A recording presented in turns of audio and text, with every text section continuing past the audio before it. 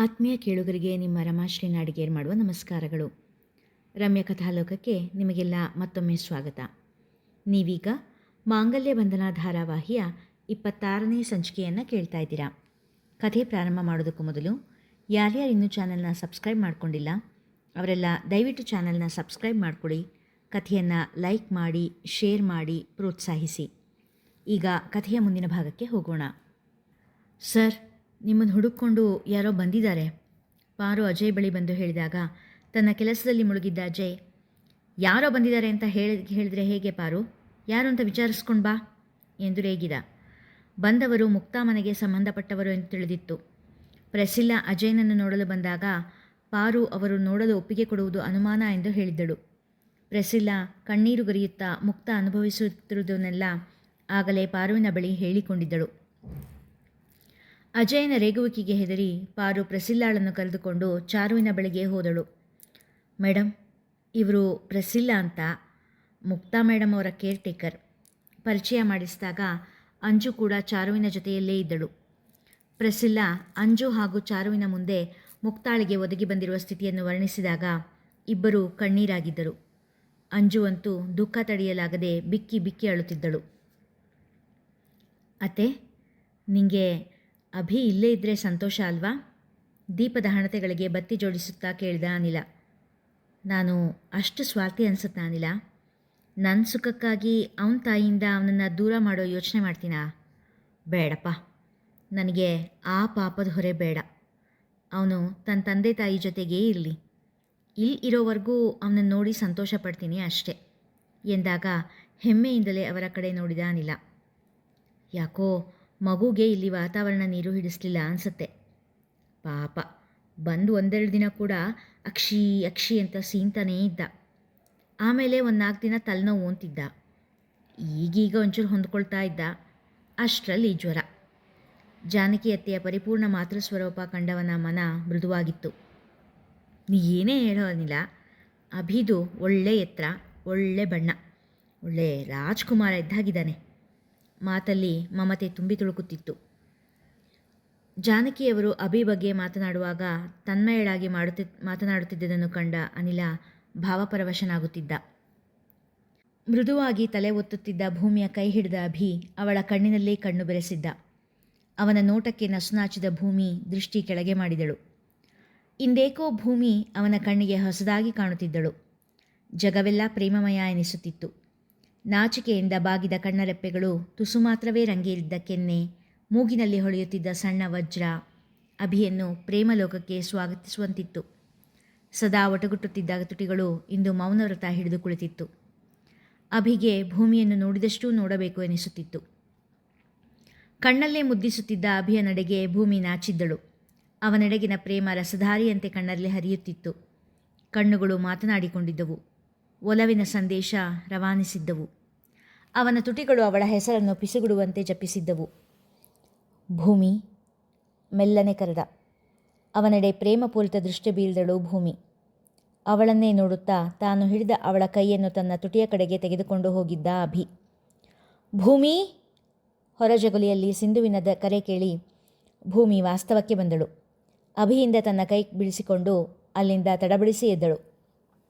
ಅವಳ ಗಾಬರಿ ಕಂಡ ಅಭಿ ತನ್ನಲ್ಲೇ ನಕ್ಕಿದ್ದ. ಭೂಮಿ, ಭೂಮಿ ಎಂದು ಕರೆಯುತ್ತಾ ಒಳಗೆ ಬಂದಿದ್ದಳು ಸಿಂಧು. ನಾನಿಲ್ಲೇ ಇದ್ದೀನಿ ಸಿಂಧು, ಯಾಕಿಷ್ಟು ಜೋರಾಗಿ ಕೂಗ್ತಾ ಇದೆಯಾ? ಒಳ್ಳೆ ಎಮ್ಮೆ ಅರ್ಚಿದ ಹಾಗೆ ಸಿಡುಕುತ್ತಲೇ ಅಭಿಯ ರೂಮಿನಿಂದ ಹೊರ ಬಂದಿದ್ದಳು ಭೂಮಿ. ಅಯ್ಯ, ಯಾಕಿಷ್ಟು ಸಿಡುಕ್ತೀಯ ಮಾರಾಯ್ತಿ? ತನ್ನನ್ನು ಎಮ್ಮೆ ಎಂದದ್ದು ಕೇಳಿ ಸಿಟ್ಟು ಬಂದರೂ ತನ್ನ ಕಾರ್ಯ ಸಾಧನೆಗಾಗಿ ಅವಡುಗಚ್ಚಿ ಸಿಟ್ಟು ಕೊಡೆದುಕೊಳ್ಳುತ್ತಾ ಹೇಳಿದಳು ಸಿಂಧು. ಅಭಿಯವ್ರಿಗೆ ಹುಷಾರಿಲ್ಲ ಸಿಂಧು, ನೀನು ಕೂಗಿದ್ರೆ ಅವ್ರಿಗೆ ತೊಂದರೆ ಆಗ್ಬೋದು ಅಂತ ಹಾಗೆ ಹೇಳಿದೆ ಅಷ್ಟೇ. ಅದಿರಲಿ, ಏನು ಇಲ್ಲಿವರೆಗೂ ಬಂದಿದೆಯಾ? ಅಣ್ಣನ ಹುಡ್ಕೊಂಡು ಬಂದ್ಯಾ? ಲಘುವಾಗಿ ಛೇಡಿಸಿದಳು.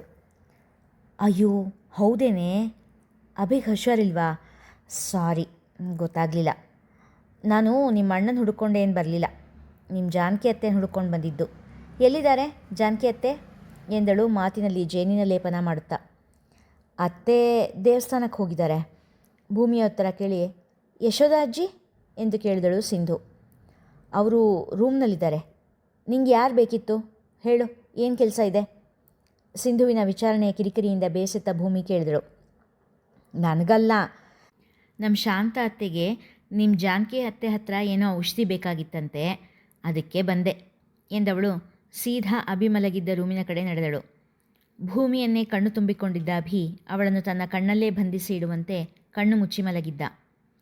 ಭೂಮಿ, ಇವ್ರು ಯಾಕೆ ಇಲ್ಲಿದ್ದಾರೆ? ಇದು ನಿಮ್ಮ ಜಾನಕಿ ಅತ್ತೆ ರೂಮಲ್ವಾ ಕೇಳಿದಳು ಸಿಂಧು. ಅವ್ರಿಗೆ ಹುಷಾರಿಲ್ಲ ಅಲ್ವೇನೆ, ಅದಕ್ಕೆ ಇಲ್ಲೇ ಮಲಗಿದ್ದಾರೆ. ಜೋರಾಗಿ ಮಾತಾಡಬೇಡ, ನಿದ್ದೆ ಮಾಡಿದ್ದಾರೆ ಅನಿಸುತ್ತೆ, ಬಾ ಹೊರಗೆ ಹೋಗಿ ಕೂತ್ಕೊಂಡು ಮಾತಾಡೋಣ ಎಂದಳು ಭೂಮಿ. ಇಷ್ಟರವರೆಗೂ ನೀನು ಇದೇ ರೂಮಲ್ಲಿದ್ದೀಯಾ? ತುಟಿ ಕೊಂಕಿಸಿ ಕೇಳಿದಳು ಸಿಂಧು. ಏನು ನಿನ್ನ ಮಾತಿನ ಅರ್ಥ? ಕಣ್ಣಲ್ಲಿ ಕಿಡಿಕಾರುತ್ತಾ ಕೇಳಿದಳು ಭೂಮಿ. ಏನಿಲ್ಲ, ಆವಾಗನಿಂದ ನಿದ್ದೆ ಮಾಡ್ತಾ ಇದ್ದಾರಾ? ತುಟಿಯೆಲ್ಲ ಒಣಗೋಗಿದೆ ನೋಡು, ಎಬ್ಸಿ ಸ್ವಲ್ಪ ನೀರು ಕುಡಿಸ್ಬೇಕಾಗಿತ್ತು ಎಂದಳು ಭೂಮಿಯ ಕಿಡಿಕಾರುವ ಕಣ್ಣುಗಳನ್ನು ನೋಡಿ ಉಗುಳು ನುಂಗುತ್ತಾ. ಎಬ್ಸೋದು ಬೇಡ, ಬಾ ಹೊರಗಡೆ ಹೋಗಿ ಕೂತು ಮಾತಾಡೋಣ ಎನ್ನುತ್ತಾ ಜಗಲಿಯ ಕಡೆ ಕರೆದುಕೊಂಡು ಬಂದಳು ಭೂಮಿ. ಈಗೇನು ಮಾಡೋದು ಚಾರು? ಅವರೇನೇ ಮಾಡಿದ್ರೂ ನನ್ನ ತಾಯಿ ಅನ್ನೋದಂತೂ ನಿಜ ತಾನೇ? ತನ್ನ ಹೆತ್ತವಳು ಅನುಭವಿಸುತ್ತಾ ಇರುವ ನರಕಯಾತನೆಯನ್ನು ಕಿವಿಯಾರೆ ಕೇಳಿದ ನಂತರವೂ ಸುಮ್ಮನೆ ಕೂರಲು ಆಗಲಿಲ್ಲ ಅಂಜುವಿಗೆ. ಏನು ಮಾಡೋದು ಅಂತ ನನಗೂ ಹೊಳಿತಾ ಇಲ್ಲ. ಅಜಯ್ ಹತ್ರ ಮಾತಾಡಬೇಕು ಇದ್ರ ಬಗ್ಗೆ. ಸಮಯ ನೋಡಿ ಮಾತಾಡ್ತೀನಿ ಚಿಂತೆಯನ್ನು ನುಡಿದಳು ಚಾರು. ಪ್ಲೀಸ್ ಚಾರು, ಅಣ್ಣನ ಹತ್ರ ಬೇಗ ಮಾತಾಡು, ಇಲ್ಲ ಅಂದರೆ. ಏನು ಮಾತಾಡಬೇಕು ಎನ್ನುತ್ತಾ ಒಳ ಬಂದಿದ್ದ ಅಜಯ್. ಇಬ್ಬರೂ ಒಬ್ಬರ ಮುಖ ಒಬ್ಬರು ನೋಡಿಕೊಂಡರು. ಅದು ಅಜಯ್. ಮುಂದೆ ಏನು ಹೇಳುವುದು ತಿಳಿಯದೆ ಚಾರು ನಿಲ್ಲಿಸಿದಳು. ಏನು ಚಾರು, ಏನು ವಿಷಯ? ನನ್ನ ಹತ್ರ ಮಾತಾಡೋದಕ್ಕೆ ಯಾಕೆ ಇಷ್ಟು ಹಿಂಜರಿಕೆ? ನಗುತ್ತಲೇ ಕೇಳಿದ ಅಜಯ್. ಅದು ಅದು ಮುಕ್ತಾಳ ಹೆಸರು ಕೇಳ್ತಾ ಇದ್ದಂತೆ ಅಜಯ್ ಮುಖ ಗಂಟಿಕ್ಕಿತು. ಚಾರು, ನಾನು ನಿನಗೆ ಅವತ್ತೇ ಹೇಳಿದ್ದೀನಿ, ಆ ಹೆಸರು ಈ ಮನೆಯಲ್ಲಿ ನನಗೆ ಕೇಳಿಸಬಾರ್ದು ಅಂತ ಎಂದು ಹೇಳಿದವನು ಬಿರುಗಾಳಿಯಂತೆ ಹೊರಗೆ ಹೋದನು.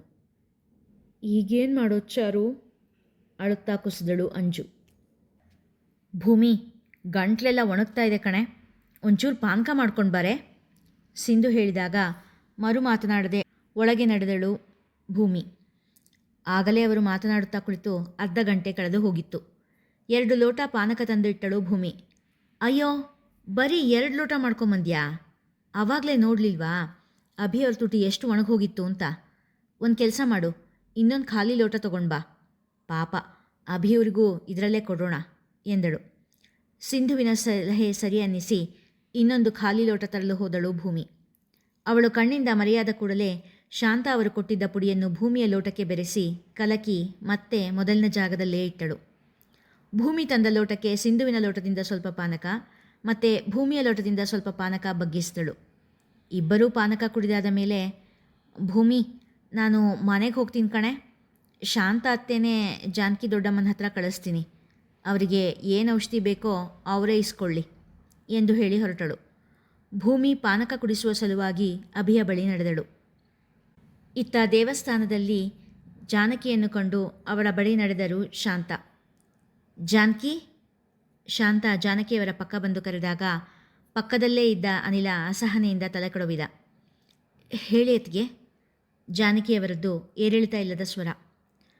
ಯಾಕೋ 3 ದಿನದಿಂದ ತಲೆ ತಿರುಗು, ವಾಂತಿ ಆಗೋ ಹಾಗೆ ಆಗ್ತಾ ಇಲ್ಲ. ಬಿಟ್ಟು ಬಿಟ್ಟು ತಲೆನೋವು ಕೂಡ ಬರ್ತಿದೆ. ಪಿತ್ತ ಹೆಚ್ಚಾಗಿರಬೇಕು ಅಂದ್ಕೊಂಡು ಜೇನುತುಪ್ಪ ತಿಂದೆ, ಆದರೂ ಯಾಕೋ ಕಮ್ಮಿ ಆಗ್ತಿಲ್ಲ. ಏನಾದರೂ ಔಷಧಿ ಇದ್ದರೆ ಕೊಡೆ ಎಂದರು. ಹಾಂ, ಔಷಧಿ ಮನೇಲಿದೆ ಅತ್ತಿಗೆ, ಅನಿಲನ ಕೈಲಿ ಕೊಟ್ಟು ಕಳಿಸ್ತೀನಿ ಹೇಳಿದರು ಜಾನಕಿ. ಅಯ್ಯೋ, ಅನಿಲಂಗೆ ಯಾಕೆ ತೊಂದರೆ? ನೀನು ದೀಪ ಹಚ್ಚಿದ್ದು ಮುಗ್ದಿದ್ರೆ ಬಾ, ನಾನು ನಿನ್ನ ಜೊತೆಗೆ ಬರ್ತೀನಿ. ಯಶೋಧ ಅವರನ್ನು ಕೂಡ ಮಾತಾಡಿಸಿ ತುಂಬ ದಿನವೇ ಆಯಿತು. ಔಷಧಿ ತಗೊಂಡು ಅವರನ್ನು ಮಾತಾಡ್ಸ್ಕೊಂಡು ಬರ್ತೀನಿ ಎಂದರು. ಸರಿ ಎಂಬಂತೆ ತಲೆ ಆಡಿಸಿದ ಜಾನಕಿ ಉಳಿದಿದ್ದ ದೀಪಗಳನ್ನು ಹಚ್ಚಿ ಮುಗಿಸಿ ಮನೆ ಕಡೆ ಹೊರಟರು. ಶಾಂತ ಏನಾದರೂ ಅಂದು ಆಡಿ ನೋಯಿಸುವರು ಎಂದು ತಿಳಿದಿದ್ದ ಅನಿಲ ಕೂಡ ಜಾನಕಿಯವರ ಜೊತೆ ಅವರ ಮನೆಗೆ ಹೊರಟನು. ನಾನಾಗಿ ಕರೀದೇನೆ ನಮ್ಮ ಜೊತೆ ಬರ್ತಾ ಇದೆಯಾ ಅನಿಲ? ಒಳ್ಳೆಯದಾಯಿತು, ನನಗೂ ಇದೇ ಬೇಕಾಗಿತ್ತು ಎಂದು ಯೋಚಿಸಿದ ಶಾಂತ ಜಾನಕಿಯವರ ಹಿಂದೆ ಹೆಜ್ಜೆ ಹಾಕಿದರು. ನಿತ್ಯದಂತೆ ತುಳಸಿ ಮುಂದೆ ದೀಪವಿರಲಿಲ್ಲ. ಮನೆಯಲ್ಲೂ ಕೂಡ ಅರೆಗತ್ತಲೆ. ಭೂಮಿ, ಭೂಮಿ, ದೀಪ ಹಚ್ಚಿಲ್ಲ ಯಾಕಮ್ಮ ಎಂದು ಕೇಳುತ್ತಾ ಒಳಬಂದವರು ಅಭಿಯ ರೂಮಿನ ಕಡೆ ನಡೆದರು. ಅಲ್ಲಿನ ದೃಶ್ಯ ನೋಡಿ ಒಂದು ಹೆಜ್ಜೆ ಹಿಂದಿಟ್ಟರು. ಅವರ ಹಿಂದೆಯೇ ಬಂದಿದ್ದ ಶಾಂತ ತಮ್ಮ ಕೆಲಸ ಆಯಿತೆಂದು ವ್ಯಂಗ್ಯ ನಗು ನಕ್ಕರು. ಕಲ್ಲಿನಂತೆ ನಿಂತಿದ್ದ ಜಾನಕಿಯವರನ್ನು ನೋಡಿ ರೂಮಿನ ಬಳಿ ಬಂದಿದ್ದ ಅನಿಲ ಒಳಗಿನ ದೃಶ್ಯ ನೋಡಿ ಭೂಮಿ ಎಂದು ಗರ್ಜಿಸಿದ್ದ. ಇಲ್ಲಿಗೆ ಇಂದಿನ ಸಂಚಿಕೆ ಮುಗಿಯಿತು. ಮುಂದಿನ ಕಥೆ ಮುಂದಿನ ಸಂಚಿಕೆಯಲ್ಲಿ.